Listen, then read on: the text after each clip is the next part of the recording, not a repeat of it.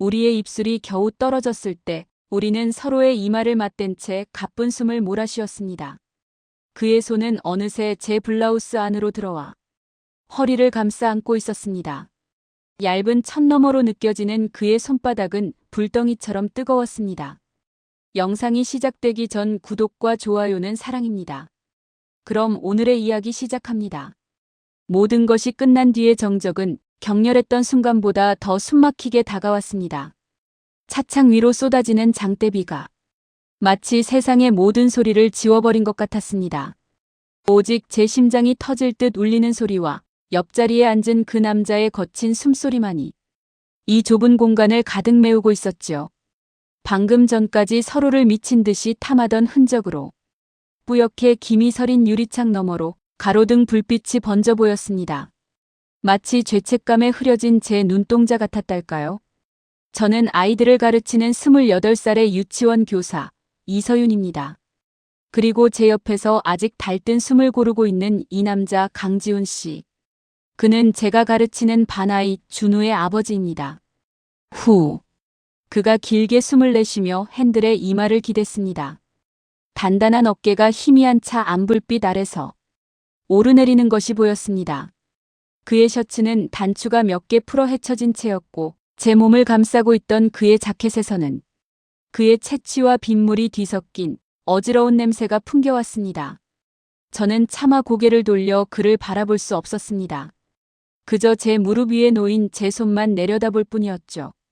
붉게 달아오른 손등 위로 방금 그가 남긴 희미한 자국이 보였습니다. 수치심이 파도처럼 밀려와 목구멍까지 차올랐습니다. 이러면 안 되는 거였습니다. 절대로. 저는 한 아이의 세상을 만들어주는 선생님입니다. 그는 한 아이의 세상 그 자체인 아버지이고 한 여자의 남편입니다. 우리의 관계는 선생님과 학부모, 그 이상도 이하도 아니어야 했습니다. 그런데 우리는 지금 무엇을 한 걸까요? 이 좁고 축축한 차 안에서 우리는 모든 경계를 허물고 서로의 가장 깊은 곳을 탐했습니다. 아이의 재롱잔치가 끝난 이 밤에 축하와 격려가 오갔어야 할 이 시간에 우리는 돌이킬 수 없는 죄를 지었습니다. 서윤 씨. 그의 낮은 목소리가 정적을 깨고 제 귓가를 파고들었습니다. 저는 대답할 수 없었습니다. 입술을 열면 울음이 터져나올 것만 같았기 때문입니다. 그가 천천히 상체를 일으키더니 제 쪽으로 몸을 돌렸습니다. 저는 여전히 고개를 숙인 채였습니다. 그의 커다란 손이 다가와 제 턱을 부드럽게 감싸쥐고는 천천히 들어올렸습니다. 어쩔 수 없이 흐릿한 어둠 속에서 그의 눈과 마주쳤습니다. 그의 눈동자는 깊고 어두웠습니다. 그 안에는 방금 끝난 격정의 흔적과 알 수 없는 죄책감, 그리고 그럼에도 불구하고 여전히 저를 향해 타오르는 뜨거운 욕망이 뒤섞여 있었습니다. 후회해? 그의 질문은 칼날처럼 날카로웠습니다. 네, 후회합니다. 미치도록 후회합니다. 제 인생이, 제 양심이 송두리째 무너져 내리는 기분입니다. 당신 아이의 얼굴을 어떻게 봐야 할지, 당신의 아내를 무슨 낯으로 마주해야 할지 저는 이제 아무것도 모르겠습니다. 목구멍까지 차오른 이 말들을 저는 차마 뱉어낼 수 없었습니다. 대신 제 눈에서 뜨거운 눈물 한 방울이 그의 손등 위로 툭 하고 떨어졌습니다. 그는 아무 말 없이 엄지손가락으로 제 뺨을 타고 흐르는 눈물을 닦아주었습니다. 그의 손길은 너무나 다정해서 오히려 더 비참한 기분이 들었습니다. 이 다정함에 속아 저는 모든 것을 잃게 될 테니까요. 아니, 이미 잃어버렸는지도 모릅니다. 하지만 이 말을 하면 당신은 저를 경멸할까요? 이 지옥 같은 후회와 수치심 속에서도 제 몸은 여전히 그의 손길에 아찔하게 반응하고 있었습니다. 방금 전 그가 제 안을 가득 채웠던 그 감각이 온몸의 신경을 태워버릴 듯한 그 황홀경이 아직 사라지지 않고 제 몸속 깊은 곳에 남아 있었습니다. 이러면 안 된다는 이성과 그를 더 원한다는 본능이 제 안에서 처절하게 싸우고 있었습니다. 그래요. 저는 후회하면서도 동시에 후회하지 않았습니다. 그의 품에 안겨있던 그 순간만큼은 세상의 모든 도덕과 규칙을 잊을 수 있었으니까요. 텅 비어있던 제 삶이 그의 뜨거운 욕망으로 가득 채워지는 것 같았으니까요. 그저 입술만 달싹거리고 있었습니다. 학부모 상담 주간에서부터 시작되었습니다. 그날은 유난히 햇살이 따사로운 오후였습니다. 창문 너머로 아이들이 제잘거리는 소리가 들려왔고 교실 안에는 크레파스와 점토 냄새가 은은하게 배어 있었죠. 저는 하루 종일 이어진 상담에 조금 지쳐 있었습니다. 대부분의 어머님들은 아이의 학습 능력이나 교우 관계에 대해 비슷비슷한 질문들을 쏟아내셨고 저는 기계적으로 준비된 답변들을 늘어놓고 있었죠. 마지막 상담 시간 예약 명단에 적힌 강준우 아버님이라는 글자를 보며 저는 조금 의아하게 생각했습니다. 준우는 늘 어머님이 데리러 오셨거든요. 아버님이 유치원에 오시는 건 거의 처음 있는 일이었습니다. 약속된 시간이 되자 교실 문이 조용히 열렸습니다. 그리고 그가 들어왔습니다. 훤칠한 키에 깔끔한 비즈니스 캐주얼 차림. 사진으로만 배웠던 준우 아버님 강지훈 씨였습니다. 그는 주변을 잠시 둘러보더니 저를 발견하고는 가볍게 목례를 하며 다가왔습니다. 안녕하세요, 선생님. 준우 아빠 강지훈입니다. 아내가 오늘 급한 출장이 잡혀서 제가 대신 왔습니다. 아, 네, 아버님. 어서 오세요. 이쪽에 앉으세요. 저는 자리에서 일어나 그를 맞았습니다. 가까이서 본 그는 생각보다 훨씬 더 남자다웠습니다. 39이라는 나이가 믿기지 않을 만큼 탄탄해 보이는 몸과 깊고 차분한 목소리. 그리고 무엇보다 저를 사로잡은 것은 그의 눈빛이었습니다. 그는 그저 저를 바라보고 있었을 뿐인데 마치 제 마음속을 꿰뚫어 보는 것처럼 느껴졌습니다. 저도 모르게 살짝 긴장해서 괜히 책상 위에 놓인 서류만 만지작거렸습니다. 우리 준우, 유치원에서 잘 지내고 있나요? 그가 맞은편 의자에 앉으며 물었습니다.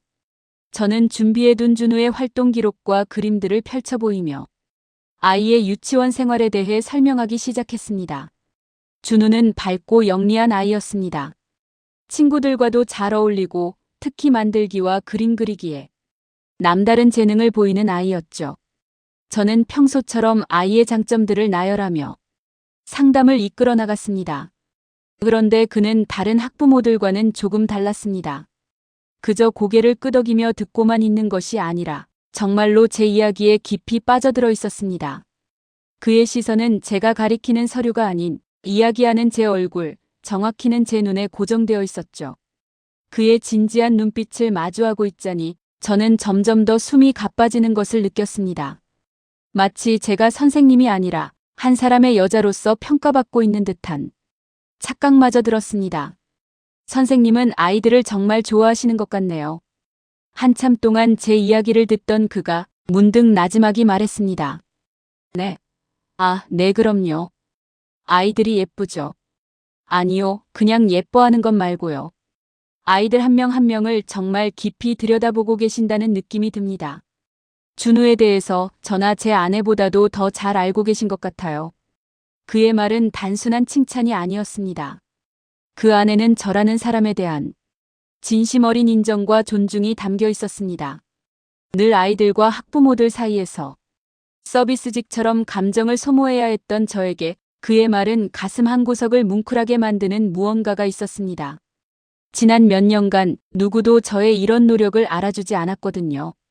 전 남자친구는 늘 저에게 애들하고 노는 게 뭐가 힘드냐고 비아냥거렸고 부모님조차 제 직업을 그저 시집가기 좋은 직업 정도로만 여기셨으니까요. 그런데 이 남자는 고작 10분 남짓한 대화만으로 저의 가장 깊은 곳에 있는 진심을 알아봐 주었습니다. 저도 모르게 그에게 마음의 벽을 조금 허물고 있었습니다. 상담 시간은 훌쩍 지나갔습니다. 저는 그와 이야기하는 것이 무척 편안하고 즐거웠습니다. 아이 이야기가 아닌 아주 사적인 이야기를 나누게 된 것은 자연스러운 수순이었습니다. 그는 자신의 회사 이야기도 했고 주말에는 준우와 함께 캠핑을 가는 것을 좋아한다고도 했습니다. 그의 이야기를 들으며 저는 다정하고 가정적인 남자의 모습을 상상했습니다. 그리고 그런 남자의 아내는 얼마나 행복할까 하는 부러움과 함께 아주 작은 질투심이 피어나는 것을 느꼈습니다. 시간이 이렇게 된 줄도 몰랐네요. 선생님 덕분에 오늘 많은 걸 배우고 갑니다. 그가 자리에서 일어나며 말했습니다. 별 말씀을요. 아버님께서 잘 들어주셔서 저도 즐거웠습니다. 혹시 괜찮으시다면 감사의 의미로 저녁이라도 대접하고 싶은데 오늘 시간 어떠세요? 그의 갑작스러운 제안에 제 심장이 쿵 하고 내려앉았습니다. 학부모와의 사적인 식사. 그것은 유치원 규정상 명백히 금지된 행동이었습니다. 이성적으로는 당연히 거절해야 했습니다. 아버님 마음만 감사히 받겠습니다. 저는 괜찮습니다. 이렇게 말해야 했습니다. 하지만 제 입은 제멋대로 움직였습니다. 네. 저녁이요? 제 목소리가 미세하게 떨리고 있었습니다. 그는 제 망설임을 눈치챘는지 부드럽게 웃으며 덧붙였습니다. 물론 부담스러우시다면 어쩔 수 없고요. 제가 너무 성급했나 봅니다. 선생님과 이야기를 더 나눠보고 싶다는 생각에 신뢰를 범했네요. 잊어주세요. 그가 미안한 표정으로 돌아서려 할 때였습니다. 이대로 그를 보내면 다시는 이런 기회가 오지 않을 것 같다는 강렬한 예감이 들었습니다. 이 남자를 더 알고 싶다. 이 남자와 더 함께 있고 싶다. 그런 충동적인 욕망이 제 이성을 마비시켰습니다. 아니요. 괜찮아요. 시간 괜찮습니다. 결국 저는 내뱉고 말았습니다. 제 대답을 들은 그의 얼굴에 아주 짧은 순간 놀라움과 함께 숨길 수 없는 기쁨의 빛이 스쳐 지나가는 것을 저는 놓치지 않았습니다. 그 순간 저는 알 수 있었습니다. 그 역시 저와 같은 마음이었다는 것을. 이것이 단순한 호의가 아니라는 것을. 그날 저녁 우리는 유치원 근처의 작은 이탈리안 레스토랑에서 마주 앉았습니다. 어색한 침묵이 흐를 것이라는 예상과는 달리 우리의 대화는 끊임없이 이어졌습니다. 그는 와인에 대해 해박했고 제가 좋아하는 영화 감독의 신작에 대해서도 알고 있었습니다. 알면 알수록 그는 지적이고 유머러스하며 무엇보다도 외로워 보이는 사람이었습니다. 그는 아내에 대한 이야기를 거의 하지 않았습니다. 간혹 이야기가 나올 때면 그의 눈빛에는 복잡하고 미묘한 그늘이 드리워졌습니다.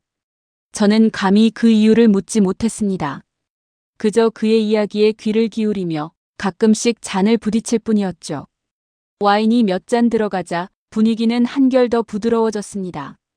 저는 28해를 살아오면서 느꼈던 공허함과 매일 반복되는 일상에 대한 권태로움을 털어놓았습니다. 그는 제 이야기를 단 한 번도 끊지 않고 진지한 눈으로 저를 바라보며 들어주었습니다. 그 눈빛 앞에서 저는 마치 발가벗겨진 것처럼 모든 것을 고백하게 되었습니다. 그가 제 앞에 놓인 와인잔에 와인을 채워주다가 그의 손등이 제 손가락을 스쳤습니다. 찌릿. 아주 짧은 순간이었지만 강력한 전기가 온몸을 관통하는 것 같았습니다. 저는 화들짝 놀라 손을 움츠렸고 그 역시 잠시 숨을 멈추는 것 같았습니다. 우리의 시선이 허공에서 부딪혔습니다. 레스토랑의 은은한 조명 아래 그의 눈동자가 욕망으로 번들거리고 있었습니다. 그것은 착각이 아니었습니다. 저 역시 그와 똑같은 욕망을 느끼고 있었으니까요. 테이블 아래로 제 다리가 저도 모르게 떨리고 있었습니다. 그날 이후 우리의 관계는 급속도로 가까워졌습니다. 그는 준우를 데리러 온다는 핑계로 거의 매일 유치원에 들렀습니다. 다른 선생님들의 눈을 피해 우리는 교실 뒤편 복도에서 혹은 아이들이 모두 돌아간 텅 빈 놀이터에서 짧은 대화를 나누었습니다. 그는 늘 제게 작은 선물을 건넸습니다. 제가 좋아하는 카페의 커피라든가 피곤해 보인다는 이유로 사온 비타민제 같은 것들이었죠. 그의 세심한 배려에 저는 속수무책으로 빠져들었습니다. 그와 함께하는 짧은 시간들은 제 무료한 일상의 유일한 탈출구였습니다. 저는 매일 그가 오기만을 기다렸고 그가 나타나면 온 세상이 환해지는 것 같았습니다. 하지만 기쁨이 커질수록 죄책감 역시 눈덩이처럼 불어났습니다. 저는 매일 아침 해맑게 웃으며 제게 달려오는 준우를 보며 아이의 아빠에게 품어서는 안 될 감정을 키우고 있다는 사실에 스스로를 경멸했습니다. 준우의 가방을 정리해주러 오시는 어머님과 마주칠 때면 심장이 바닥으로 곤두박질 치는 것 같았습니다. 그녀는 아름답고 기품 있는 여자였습니다. 제가 감히 넘볼 수 없는 아우라를 가진 사람이었죠. 그녀의 온화한 미소를 볼 때마다 저는 마치 더러운 비밀을 감춘 범죄자라도 된 기분이었습니다. 이러면 안 돼. 여기서 멈춰야 해. 밤마다 제 자신에게 다짐했지만 다음 날 그의 얼굴을 보면 모든 결심이 무너져 내렸습니다. 그가 제게 보내는 뜨거운 눈빛, 우연을 가장에 스치는 그의 손길, 제 귓가에 나지막이 속삭이는 그의 목소리는 거부할 수 없는 마약과도 같았습니다. 저는 점점 더 깊은 늪으로 빠져들고 있었습니다. 그 늪의 끝에 무엇이 기다리고 있을지 두려웠지만 그의 손을 놓을 용기가 없었습니다. 아니, 놓기 싫었습니다. 이 위험한 관계가 주는 아슬아슬한 쾌감에 이미 중독되어 버렸기 때문입니다. 그리고 운명의 그날, 아이들의 재롱잔치가 열렸습니다. 그날따라 유난히 화려하게 꾸며진 강당, 아이들의 웃음소리와 부모님들의 박수갈채, 모든 것이 완벽해 보이는 그곳에서 저는 지옥의 문을 제 손으로 열고야 말았습니다. 재롱잔치 내내 저는 객석에 앉아 있는 그를 의식하지 않으려 애썼습니다. 그의 옆자리에는 당연하게도 그의 아내가 앉아 있었죠. 두 사람은 나란히 앉아 아이의 공연을 보며 미소 짓고 때로는 귓속말을 나누기도 했습니다. 그 다정한 모습을 보고 있자니 심장이 시커멓게 타들어가는 것 같았습니다. 저는 무엇을 기대했던 걸까요? 그가 제게 보여주었던 다정함과 뜨거운 눈빛은 그저 외로운 유부남의 하룻밤 일탈을 위한 미끼에 불과했던 걸까요? 저는 무대 뒤에서 아이들의 의상을 갈아입히며 애써 눈물을 참았습니다. 모든 공연이 끝나고 학부모들과 아이들이 함께하는 작은 파티가 열렸습니다. 저는 억지로 미소를 지으며 학부모들과 인사를 나누었지만 온 신경은 그와 그의 아내에게 쏠려 있었습니다. 그의 아내는 다른 학부모들 사이에서도 단연 돋보였습니다. 우아한 옷차림과 자신감 넘치는 태도. 그녀는 남편의 팔짱을 꼭 낀 채 마치 자신의 행복을 과시하는 것처럼 보였습니다. 그에 비해 저는 아이들의 땀과 분장으로 얼룩진 옷을 입은 채 구석에 서 있는 초라한 유치원 교사에 불과했습니다. 비참함과 자기 혐오가 온몸을 휘감았습니다. 그때였습니다. 잠시 화장실에 다녀오기 위해 복도로 나왔을 때 누군가 제 손목을 강하게 잡아챘습니다. 깜짝 놀라 돌아보니 그였습니다. 그는 저를 비상계단 쪽의 어두운 구석으로 끌고 갔습니다. 지훈 씨, 왜 이래요? 누가 보면 어쩌려고. 저는 겁에 질려 속삭였습니다. 그의 아내가 다른 학부모들이 언제라도 나타날지 모르는 상황이었습니다. 하지만 그는 아랑곳하지 않았습니다. 그는 저를 벽으로 밀어붙이고는 제 양 어깨를 단단히 붙잡았습니다. 어둠 속에서도 그의 눈은 이글이글 타오르고 있었습니다. 봤어. 무대 뒤에서 당신 표정. 네. 나 때문에 힘들어하는 거 다 봤다고. 그의 목소리는 낮고 거칠었습니다. 그에게서 희미하게 와인 냄새가 났습니다. 아니에요, 그런 거. 거짓말하지 마, 서윤 씨. 나도 미칠 것 같으니까.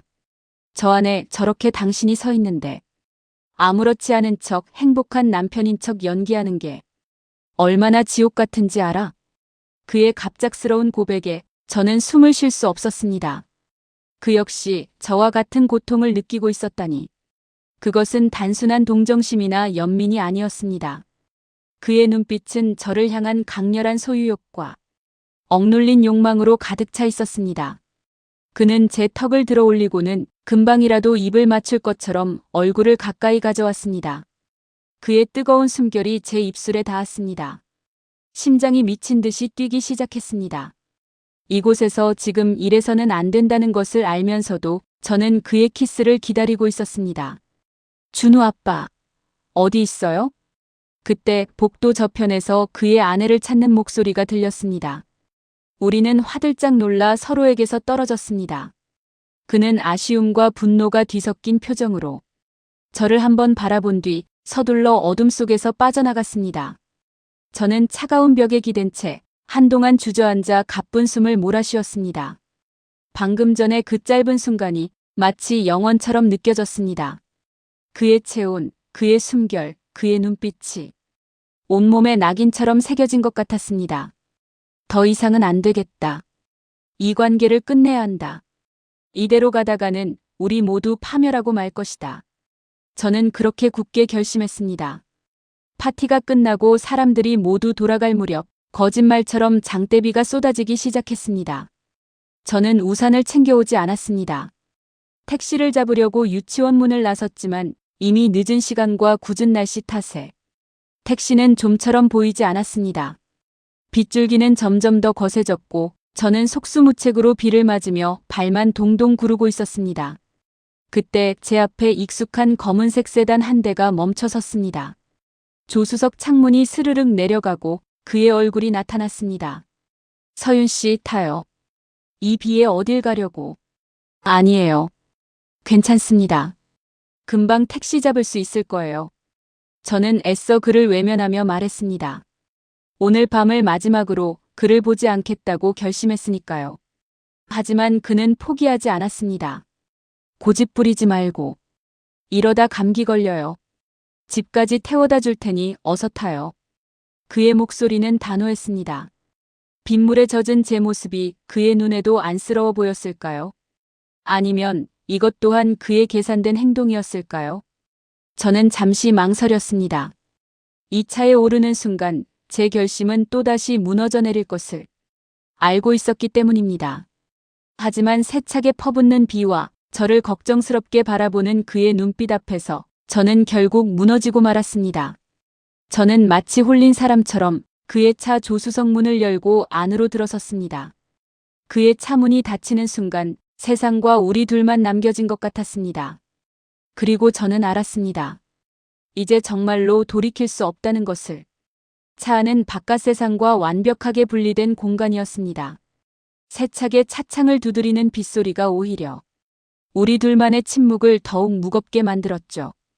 히터에서 나오는 따뜻한 바람이 빗물에 젖어 차가워진 제 몸을 감쌌지만 마음속의 한기는 좀처럼 가시지 않았습니다. 아니, 어쩌면 그것은 한기가 아니라 정체를 알 수 없는 뜨거운 긴장감이었을지도 모릅니다. 그는 아무 말 없이 운전에만 집중했습니다. 하지만 저는 느낄 수 있었습니다. 핸들을 쥔 그의 손에 얼마나 힘이 들어가 있는지, 그가 얼마나 애써 제 쪽을 외면하고 있는지. 저 역시 마찬가지였습니다. 시선을 어디에 둬야 할지 몰라 그저 젖은 손으로 스커트 자락만 만지작거렸습니다. 어색한 침묵을 깨고 싶었지만 어떤 말을 꺼내야 할지 도무지 알 수가 없었습니다. 아내분과 준우는 먼저 들어갔나요? 이런 질문을 할 수는 없는 노릇이었으니까요. 차 안에는 그의 향수 냄새와 가죽 시트 냄새, 그리고 빗물의 냄새가 뒤섞여 묘한 분위기를 자아내고 있었습니다. 저는 흘깃 그의 옆모습을 훔쳐보았습니다. 어두운 차 안 대시보드의 희미한 불빛이 그의 날렵한 콧날과 단단한 턱선을 비추고 있었습니다. 그는 무슨 생각을 하고 있었을까요? 저처럼 이 어색하고 위험한 상황에 심장이 터질 것 같은 기분이었을까요? 아니면 그저 비에 젖은 유치원 선생님을 태워다주는 친절한 학부모의 역할을 하고 있었을 뿐일까요? 저기 사거리에서 세워주시면 돼요. 어느새 집 근처에 다다랐을 때 제가 먼저 힘겹게 입을 열었습니다. 이대로 집 앞까지 가는 것은 위험하다고 생각했기 때문입니다. 누군가 이웃이라도 보게 된다면 상상만 해도 끔찍한 일이었습니다. 하지만 그는 제 말을 듣지 못했는지 속도를 줄이지 않고 그대로 직진했습니다. 저기 지훈 씨 여기서 세워달라고. 알아요. 듣고 있어요. 그가 낮은 목소리로 대답했습니다. 그의 목소리에는 어딘지 모르게 화가 난 듯한 기색이 서려 있었습니다. 그런데 왜? 이대로 당신을 보내고 싶지 않아서. 그의 단호한 말에 제 심장이 쿵 하고 떨어졌습니다. 그는 차를 한적한 골목길로 몰았습니다. 가로등 불빛조차 희미한 오가는 사람 하나 없는 어두운 곳이었습니다. 그가 차를 세우고 시동을 껐습니다. 엔진 소리가 멎자 차 안은 다시 깊은 정적에 휩싸였습니다.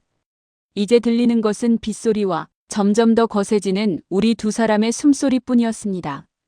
왜 그랬어요? 그가 정면을 바라본 채 물었습니다. 네. 아까 재롱잔치 때. 왜 나 피했어요? 왜 그렇게 슬픈 눈으로 날 봤어요? 제가 언제요? 내 눈 피하지 마요, 서윤 씨. 당신이 무슨 생각하는지, 어떤 표정 짓고 있는지 난 다 보여. 다 느낄 수 있다고. 그가 천천히 고개를 돌려 저를 바라보았습니다. 어둠 속에서도 그의 눈빛은 형형하게 빛나고 있었습니다. 그것은 더 이상 감출 수 없는 노골적인 욕망의 빛이었습니다. 저는 그 시선을 감당할 수 없어 고개를 숙였습니다. 그러자 그가 안전벨트를 풀고 제 쪽으로 몸을 기울였습니다. 순식간에 거리가 좁혀졌습니다. 그의 뜨거운 숨결이 제 뺨에 와닿았습니다. 저는 숨을 멈췄습니다. 당신 아내분이 옆에 계셨잖아요. 두 분 정말 행복해 보였어요. 저는 그냥 제가 끼어들 자리가 아니라는 걸 다시 한번 깨달았을 뿐이에요. 결국 제 입에서 진심이 새어나왔습니다. 목소리는 물기에 젖어 형편없이 떨리고 있었습니다. 행복? 그게 행복으로 보였어? 그가 코웃음을 쳤습니다. 그의 웃음에는 깊은 자조와 냉소가 섞여 있었습니다. 우리는 쇼윈도 부부야. 준우 때문에, 주변 사람들 시선 때문에, 서로에게 남은 의무감 때문에 버티고 있을 뿐이지. 사랑 같은 건 이미 오래전에 사라졌어.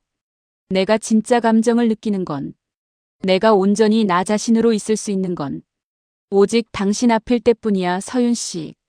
그의 고백은 달콤하면서도 치명적인 독과 같았습니다. 그의 불행이, 그의 외로움이 저에게는 이 모든 상황을 정당화할 수 있는 완벽한 명분이 되어 주었습니다. 그는 불행해. 나는 그를 위로해 줄 수 있어. 그의 아내도 그를 사랑하지 않아. 그러니 이건 불륜이 아니야. 이런 이기적인 생각들이 꼬리에 꼬리를 물고 피어올랐습니다. 저는 어느새 그의 불행을 기뻐하고 있었습니다. 그의 손이 제 뺨을 부드럽게 감쌌습니다. 그리고는 엄지손가락으로 제 입술을 천천히 쓸어내렸습니다. 그의 손길이 닿는 곳마다 온몸의 신경이 곤두서는 것 같았습니다. 피부 아래에서부터 뜨거운 열기가 피어올라 온몸으로 퍼져나갔습니다. 이러면 안 돼요, 우리. 마지막 남은 이성이 힘겹게 속삭였습니다. 하지만 제 목소리에는 아무런 힘이 없었습니다. 오히려 그의 욕망에 불을 지피는 가녀린 유혹처럼 들렸을지도 모릅니다. 알아, 서윤 씨. 당신이 어떤 사람인지, 얼마나 착하고 여린 사람인지. 그래서 더 미치겠는 거야. 당신 같은 사람을 내 이기적인 욕심 때문에 망가뜨리고 싶지 않은데. 그런데 젠장. 멈출 수가 없어. 그의 얼굴이 점점 더 가까워졌습니다. 이제 우리 사이에는 숨 쉴 틈조차 남아있지 않았습니다. 저도 모르게 눈을 감았습니다. 곧이어 제 입술 위로 뜨겁고 부드러운 감촉이 느껴졌습니다. 그의 입술이었습니다. 처음에는 아주 조심스럽게 마치 깨지기 쉬운 보석을 다루듯 부드럽게 시작된 입맞춤은 점점 더 깊고 격렬해졌습니다. 그가 제 아랫입술을 가볍게 깨물었을 때 제 입에서 저도 모르게 작은 신음이 터져나왔습니다. 그 소리가 신호라도 된 것처럼 그의 혀가 제 입 안으로 파고들어와 제 안의 모든 것을 집어삼킬 듯이 휘저었습니다. 와인 향과 그의 향기가 뒤섞여 제 정신을 아찔하게 만들었습니다. 저는 그의 목을 끌어안았습니다. 차가운 이성도 무거운 죄책감도 이 거대한 쾌락의 파도 속으로 모두 녹아 사라지는 것 같았습니다. 얼마나 시간이 흘렀을까요? 우리의 입술이 겨우 떨어졌을 때 우리는 서로의 이마를 맞댄 채 가쁜 숨을 몰아쉬었습니다. 그의 손은 어느새 제 블라우스 안으로 들어와 허리를 감싸 안고 있었습니다. 얇은 천 너머로 느껴지는 그의 손바닥은 불덩이처럼 뜨거웠습니다. 서윤 씨, 당신을 원해. 미치도록 갖고 싶어. 그의 목소리는 욕망으로 쉬어 있었습니다. 그 말이 떨어지는 순간 저는 제 안에 있던 마지막 빗장이 풀려나가는 것을 느꼈습니다. 더 이상은 버틸 수 없었습니다. 아니, 버티고 싶지 않았습니다. 저 역시 그를 원하고 있었으니까요. 이 외롭고 공허한 삶 속에서 나를 이토록 뜨겁게 원해주는 사람이 있다는 사실만으로도 저는 모든 것을 내던질 수 있을 것 같았습니다. 저는 대답 대신 그의 셔츠 단추를 하나씩 풀기 시작했습니다. 제 갑작스러운 행동에 그가 잠시 놀란 듯 했지만 이내 제 손길을 받아들였습니다. 단단한 그의 가슴이 드러나고 그의 심장이 세차게 뛰는 것이 제 손바닥으로 고스란히 전해졌습니다. 그가 제 블라우스 어깨를 잡아내리자 속옷의 레이스가 아슬아슬하게 드러났습니다. 그는 제 어깨에 입을 맞추었습니다. 그의 뜨거운 입술이 닿는 곳마다 온몸이 짜릿하게 떨려왔습니다. 그는 조수석 등받이를 뒤로 젖혔습니다. 좁은 차 안은 순식간에 우리 둘만의 밀실이 되었습니다. 그가 제 위로 올라탔을 때 그의 무게가 주는 압도적인 존재감에 저는 숨을 헐떡였습니다. 그는 더 이상 다정한 학부모가 아니었습니다. 오랜 시간 굶주렸던 짐승처럼 저를 거칠게 탐하기 시작했습니다. 그의 손길은 제 몸의 모든 민감한 곳을 찾아내어 정신을 차릴 수 없게 만들었습니다. 제 입에서는 수치심도 잊은 채 달뜬 교성이 끊임없이 새어나왔습니다. 서로의 옷가지들이 하나씩 벗겨져 나가고 마침내 맨살이 맞닿았을 때 저는 온몸에 소름이 돋는 것을 느꼈습니다. 그의 단단하고 뜨거운 몸과 제 부드럽고 여린 몸이 하나로 얽혔습니다. 김이 서린 차창 너머로 쏟아지는 빗소리가 우리의 격렬한 행위를 위한 배경음악처럼 들렸습니다. 그가 마침내 제 안으로 들어왔을 때 저는 저도 모르게 비명을 질렀습니다. 고통스러우면서도 온몸의 세포가 깨어나는 듯한 엄청난 쾌감이 척추를 타고 뇌까지 전달되었습니다. 텅 비어 있던 제 안이 그로 인해 완벽하게 채워지는 느낌이었습니다. 그는 제 귓가에 사랑한다고 속삭였습니다. 그것이 진심인지 아니면 그저 이 순간의 흥분을 위한 말뿐인지 알 수 없었습니다. 하지만 상관없었습니다. 저는 그 말을 믿고 싶었습니다. 저는 그의 허리를 끌어안고 더 깊이 그를 받아들였습니다. 우리는 마치 세상의 마지막 날인 것처럼 서로의 몸을 미친 듯이 탐했습니다. 죄책감도 미래에 대한 불안도 이 원초적인 쾌락 앞에서는 아무런 힘을 쓰지 못했습니다. 그렇게 모든 것이 끝나고 우리는 한동안 말없이 서로를 안고 있었습니다. 빗줄기는 어느새 조금씩 잦아들고 있었습니다. 저는 그의 가슴에 귀를 댄 채 규칙적으로 울리는 그의 심장 소리를 들었습니다. 이 순간이 영원했으면 좋겠다고 진심으로 바랐습니다. 하지만 꿈 같은 시간은 길지 않았습니다. 그의 휴대폰이 짧게 진동하며 현실의 시작을 알렸습니다. 그가 몸을 일으켜 휴대폰을 확인하는 순간 그의 얼굴이 딱딱하게 굳어지는 것을 보았습니다. 아내에게서 온 메시지일 것입니다. 그는 짧게 한숨을 쉬더니 흩어진 옷가지를 챙겨 입기 시작했습니다. 방금 전까지 저를 뜨겁게 안았던 남자와는 전혀 다른 사람처럼 보였습니다. 차가운 현실이 우리의 뜨거웠던 욕망의 흔적 위로 찬물을 끼얹는 것 같았습니다. 저는 말없이 옷을 주워 입었습니다. 몸에는 그의 흔적이 가득했지만 마음은 다시 텅 비어버린 기분이었습니다. 그는 저를 집 앞 골목에 내려주었습니다. 차에서 내리기 전 그가 제 손을 잡았습니다. 오늘 일 미안해. 그리고 고마워. 연락할게. 꼭. 그는 제 이마에 짧게 입을 맞춘 뒤 서둘러 차를 몰아 어둠 속으로 사라졌습니다. 저는 그가 사라진 자리를 한참 동안 멍하니 바라보다가 비틀거리며 집으로 향했습니다. 차가운 밤 공기가 뜨겁게 달아올랐던 제 몸을 식혀주었습니다. 집에 돌아와 거울 앞에 선 저는 낯선 여자의 모습을 보았습니다. 입술은 부르텄고 눈은 울음과 정사로 붉게 충혈되어 있었습니다. 목과 어깨에는 그가 남긴 붉은 흔적들이 선명했습니다. 이것이 지난 몇 시간 동안 제게 일어난 일이었습니다. 저는 더 이상 순수한 유치원 선생님 이서윤이 아니었습니다. 한 남자의 가정을 파괴할지도 모르는 위험한 불륜을 저지른 상간녀. 그것이 저의 새로운 이름이었습니다. 저는 샤워기 아래 주저앉아 몸에 남은 그의 흔적을 미친 듯이 문질러 닦아내며 오열했습니다. 하지만 아무리 씻어내도 제 몸속 깊이 새겨진 그의 감각과 제 영혼을 잠식한 죄책감은 사라지지 않았습니다. 그날 이후 우리의 비밀스러운 관계는 계속되었습니다. 그는 약속대로 제게 연락을 해왔고 우리는 다른 사람들의 눈을 피해 은밀한 만남을 가졌습니다. 평일 난 유치원에서 멀리 떨어진 카페에서 만나거나 늦은 밤 인적이 드문 공원에서 만나 차 안에서 이야기를 나누었습니다. 그리고 때로는 넘지 말아야 할 선을 또다시 넘기도 했습니다. 만남이 거듭될수록 저는 그에게 더욱 깊이 빠져들었습니다. 그는 저의 모든 것을 알고 싶어 했고 저 역시 그의 모든 것을 알고 싶었습니다. 우리는 서로의 과거와 상처, 그리고 미래에 대한 막연한 꿈에 대해 이야기했습니다. 그와 함께 있으면 저는 세상에서 가장 특별한 여자가 된 것 같았습니다. 하지만 우리의 관계가 깊어질수록 현실의 벽은 더욱 선명하게 느껴졌습니다. 저는 유치원에서 준우를 볼 때마다 숨막히는 죄책감에 시달려야 했습니다. 아무것도 모른 채 선생님, 우리 아빠 멋있죠?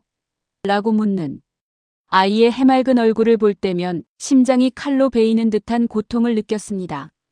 그의 아내와 마주치는 날에는 하루 종일 아무것도 할 수 없을 만큼 괴로웠습니다. 그녀는 제게 아무것도 묻지 않았지만 그녀의 눈빛은 마치 모든 것을 알고 있다는 듯 저를 서늘하게 꿰뚫는 것 같았습니다.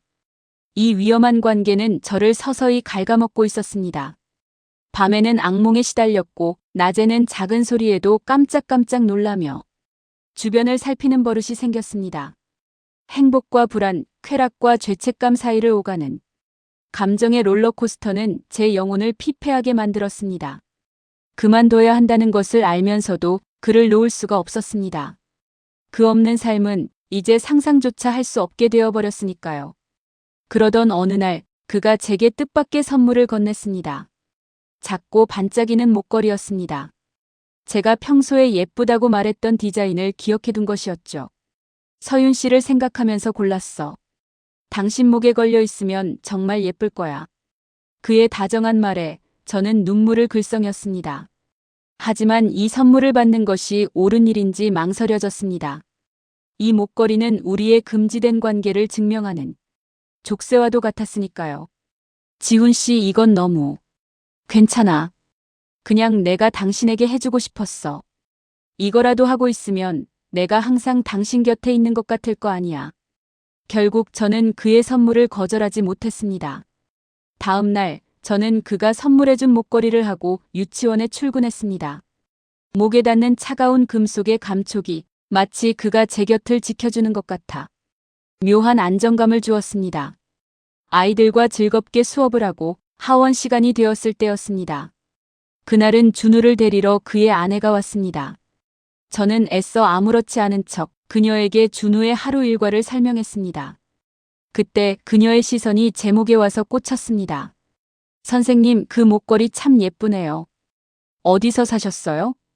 그녀의 무심한 듯한 질문에 제 심장이 바닥으로 떨어지는 것 같았습니다. 온몸의 피가 차갑게 식는 느낌이었습니다. 그녀의 눈빛은 그 어느 때보다 날카롭고 차가웠습니다.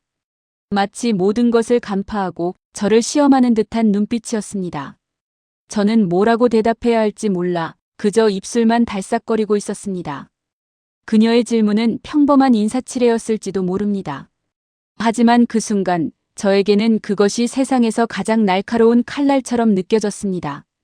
시간이 멎은 것 같았습니다. 주변에서 아이들을 챙기는 다른 학부모들의 목소리, 아이들의 제잘거림, 모든 소리가 멀어지고 오직 그녀의 차가운 시선만이 제 온몸을 꿰뚫고 있었습니다. 제 목에 걸린 목걸이가 갑자기 천근만근의 쇠사슬처럼 무겁게 느껴졌습니다. 그의 체온이 담겨 있다고 믿었던 이 작은 장신구가 이제는 저의 죄를 만천하에 드러내는 낙인이 되어버렸습니다. 아, 이거요. 그냥 인터넷 쇼핑몰에서 저렴하게 산 거예요.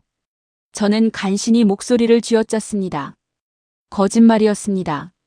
목소리는 형편없이 떨리고 있었고 얼굴은 불에 댄 듯 화끈거렸습니다.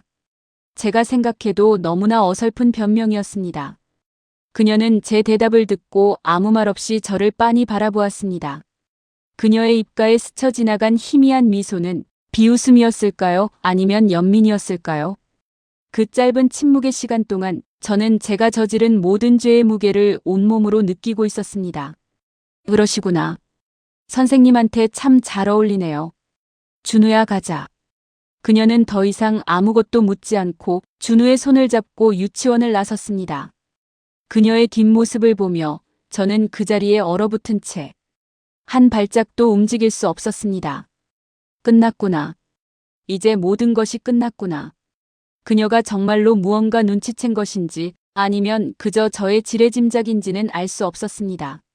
하지만 분명한 것은 더 이상 이 아슬아슬한 관계를 유지할 수 없다는 것이었습니다. 불안과 공포가 거대한 파도처럼 밀려와 저를 집어삼켰습니다. 그날 밤 저는 지훈 씨에게 전화를 걸었습니다. 평소 같았으면 몇 번 신호가 가기도 전에 받았을 그가 그날따라 전화를 받지 않았습니다. 저는 애써 불안한 마음을 억누르며 그가 바쁜 일이 있을 것이라고 스스로를 위로했습니다. 하지만 1시간이 지나고 2시간이 지나도 그에게서는 아무런 연락이 없었습니다. 저는 미칠 것 같았습니다. 혹시 그의 아내가 모든 것을 알게 된 것은 아닐까? 지금 두 사람은 집에서 끔찍한 부부싸움을 하고 있는 것은 아닐까? 그렇다면 그 원인은 바로 나, 그리고 이 목걸이 때문일 것이다. 온갖 끔찍한 상상들이 꼬리에 꼬리를 물고 저를 괴롭혔습니다. 다음 날 아침, 저는 뜬 눈으로 밤을 새운 채 유치원으로 향했습니다. 손톱은 온통 물어뜯겨 있었고 눈은 퀭했습니다. 저는 출근하자마자 목걸이부터 벗어서 가방 깊숙한 곳에 넣어버렸습니다. 그날따라 유치원에서의 하루가 유난히 길게 느껴졌습니다. 아이들의 웃음소리마저 소음처럼 들렸고 저는 온 신경을 휴대폰에 집중한 채 그의 연락만을 기다렸습니다. 하지만 하원 시간이 다 되도록 그에게서는 아무런 소식이 없었습니다. 하원 시간이 되고 준우를 데리러 온 것은 그의 아내였습니다. 저는 심장이 철렁 내려앉는 것을 느끼며 애써 태어난 척 그녀를 맞았습니다. 그녀의 얼굴은 평소와 다름없이 평온해 보였습니다. 어제 일이 저의 과민 반응이었을까? 안도감이 드는 것도 잠시. 그녀가 제게 건넨 한마디에 저는 다시 얼어붙고 말았습니다. 선생님, 오늘 목걸이는 안 하셨네요. 그녀의 목소리는 지극히 사무적이었지만 그 안에는 서늘한 가시가 박혀 있었습니다. 저는 아무 대답도 하지 못했습니다. 그녀는 더 이상 저와 말을 섞고 싶지 않다는 듯 준우의 손만 잡고 횡하니 사라졌습니다. 그 순간 저는 직감했습니다. 그녀는 모든 것을 알고 있다는 것을. 그리고 이것은 그녀가 제게 보내는 경고라는 것을. 그날 이후 지훈 씨는 유치원에 나타나지 않았습니다. 준우는 할머니나 가사도우미의 손에 이끌려 등하원했습니다. 그의 모든 연락은 완전히 끊겼습니다. 제가 보내는 문자 메시지에는 답장이 없었고 제가 거는 전화는 늘 차가운 신호음만 반복될 뿐이었습니다. 저는 버려졌습니다. 그토록 뜨겁게 사랑을 속삭이고 제 모든 것을 가졌던 남자는 위험이 닥치자 미련 없이 저를 외면하고 자신의 가정으로 돌아가 버린 것입니다. 비참했습니다. 제 자신이 너무나 어리석고 한심해서 견딜 수가 없었습니다. 사랑이라고 믿었던 모든 것이 결국은 한낱 불장난에 불과했다는 사실을 인정해야만 했습니다. 고통은 거기서 끝나지 않았습니다. 며칠 뒤 저는 원장 선생님의 호출을 받았습니다. 원장실에 들어서자 원장 선생님은 딱딱하게 굳은 얼굴로 저를 바라보고 있었습니다. 그리고 제 앞에 서류 봉투 하나를 내밀었습니다. 제 사직서였습니다. 이서윤 선생님, 그동안 수고 많았어요. 오늘까지만 근무하는 걸로 하죠. 원장님, 갑자기 이게 무슨. 더 이상 듣고 싶지 않아요. 학부모에게서 정식으로 항의가 들어왔어요. 교사가 개인적인 감정으로 아이 아빠를 유혹하고 가정을 파탄내려 했다고. 우리 유치원 명예에 먹칠을 해도 유분수지. 조용히 나가고 싶으면 군말 말고 서명해요. 원장 선생님의 말은 비수처럼 제 가슴에 박혔습니다. 세상이 무너져 내리는 것 같았습니다. 저는 아무런 변명도 할 수 없었습니다. 모든 것이 사실이었으니까요. 아니, 사실보다 더 끔찍한 오명까지 뒤집어 쓴 채 저는 그렇게 제가 사랑했던 아이들과 제 모든 것이었던 직장을 떠나야 했습니다. 짐을 챙겨 유치원을 나오는 길, 하늘은 무심하게도 맑았습니다. 아이들이 떠난 텅 빈 놀이터를 보며 저는 하염없이 눈물을 흘렸습니다. 그와 함께 짧은 미래를 즐겼던 그곳에서 이제 저는 모든 것을 잃은 패배자가 되어 서 있었습니다. 그에 대한 사랑과 배신감, 원망, 그리고 제 자신에 대한 혐오가 뒤섞여 마음속에서 폭풍처럼 휘몰아쳤습니다. 저는 마지막으로 그를 만나야겠다고 결심했습니다. 이대로 끝낼 수는 없었습니다.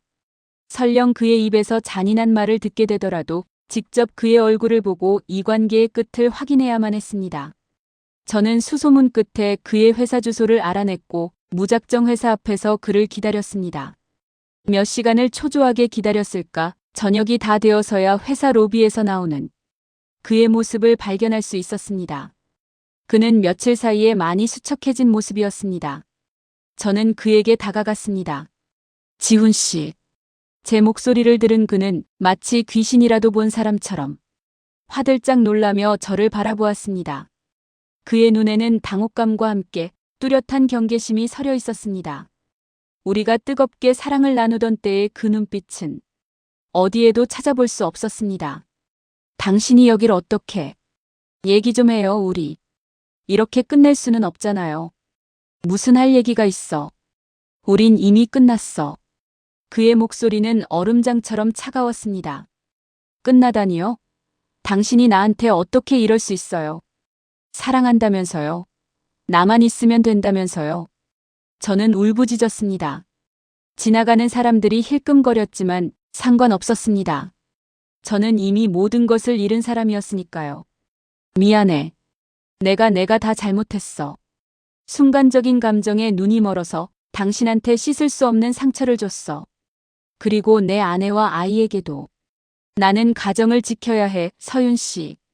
그러니 제발 이쯤에서 멈춰줘. 나를 더 비참하게 만들지 말아줘. 그는 고개를 숙인 채 말했습니다. 그의 말 한마디 한마디가 제 심장을 갈기갈기 찢어놓는 것 같았습니다. 그에게 저는 결국 순간적인 감정에 불과했던 것입니다. 그의 가정을 지키기 위해 언제든지 버릴 수 있는 가벼운 존재였던 것입니다. 저는 그제야 깨달았습니다. 이 모든 것은 처음부터 잘못된 시작이었고 정해진 파국을 향해 달려온 비극이었다는 것을. 그는 제게 마지막까지 이기적이었습니다. 자신의 비참함만을 이야기할 뿐 직장과 명예, 모든 것을 잃고 나락으로 떨어진 저에 대한 미안함은 조금도 보이지 않았습니다. 아니, 어쩌면 그 미안함조차도 자신을 보호하기 위한 방어기제였을지도 모릅니다. 저는 더 이상 그에게 매달릴 힘조차 남아있지 않았습니다. 허탈한 웃음이 터져나왔습니다.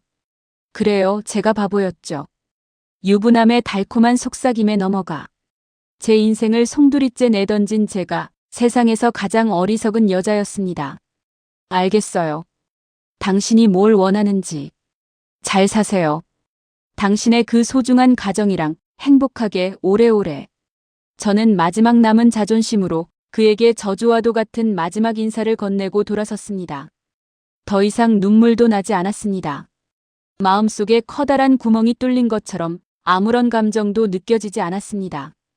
그렇게 저의 짧고도 강렬했던 금지된 사랑은 완벽한 파멸로 끝이 났습니다. 저는 한동안 아무것도 하지 못한 채 작은 원룸방에 틀어박혀 지냈습니다. 세상과 단절된 채 오직 후회와 자기 혐오로 하루하루를 버텼습니다. 가끔 창밖으로 보이는 엄마 손을 잡고 걸어가는 아이들의 모습을 볼 때면 심장이 멎는 듯한 고통이 밀려왔습니다. 저는 이제 더 이상 아이들을 가르칠 자격도 누군가를 순수하게 사랑할 자격도 없는 더러운 여자가 되어버렸으니까요. 시간이 얼마나 흘렀을까요? 어느 날 문득 저는 이 이야기를 어딘가에 털어놓아야겠다고 생각했습니다. 이 끔찍한 죄책감과 고통을 혼자서는 감당할 수 없었기 때문입니다. 이것은 저의 변명도 자기 연민도 아닙니다. 그저 돌이킬 수 없는 실수를 저지른 한 어리석은 여자의 처절한 고백일 뿐입니다. 한 남자의 외로움에 기생하여 제 외로움을 채우려 했던 저의 이기심이 결국 제 자신을 포함한 모두에게 지울 수 없는 상처를 남겼습니다. 그 남자의 뜨거웠던 숨결도 나를 파멸시킨 달콤한 속삭임도 이제는 희미한 흉터로만 남았습니다. 저는 선생님도 연인도 아니게 된 채 그저 이 텅 빈 방 안에서 저의 죄를 고백하고 있을 뿐입니다. 이 이야기가 당신에게는 어떻게 들릴지 저는 정말 모르겠습니다. 다만 부디 저와 같은 실수를 그 누구도 반복하지 않기를 바랄 뿐입니다. 금지된 사랑의 끝에는 황홀한 쾌락이 아닌 쓰디쓴 파멸만이 기다리고 있다는 것을 저는 제 모든 것을 잃고 나서야 깨달았으니까요.